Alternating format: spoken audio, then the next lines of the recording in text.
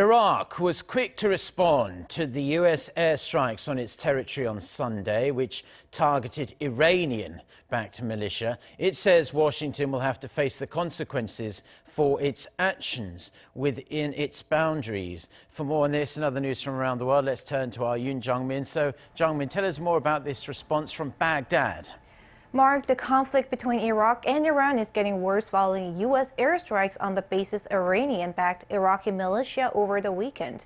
Iraq warned the U.S. on Monday that the act will have consequences.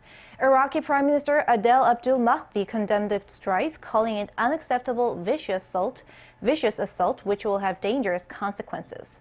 The raids also triggered threats of retaliation from a militia commander who said their response on the American forces in Iraq will be tough.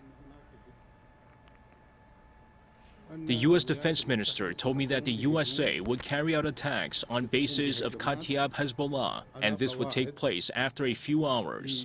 I told him this is a dangerous matter and would escalate tension, and we should discuss such affairs. The investigations are still going on about which party that has carried out the attack on K1 base.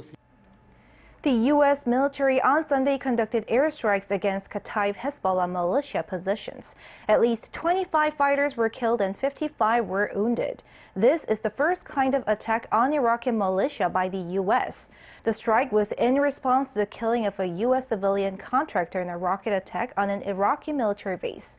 Iran denies involvement in the attacks on U.S. forces and has condemned the U.S. strikes as terrorism. Tensions between the two heightened ever since their conflict in the Strait of Hormuz in June and the attacks on Saudi Arabia's largest oil fields in September, with Washington accusing Iran of being behind both.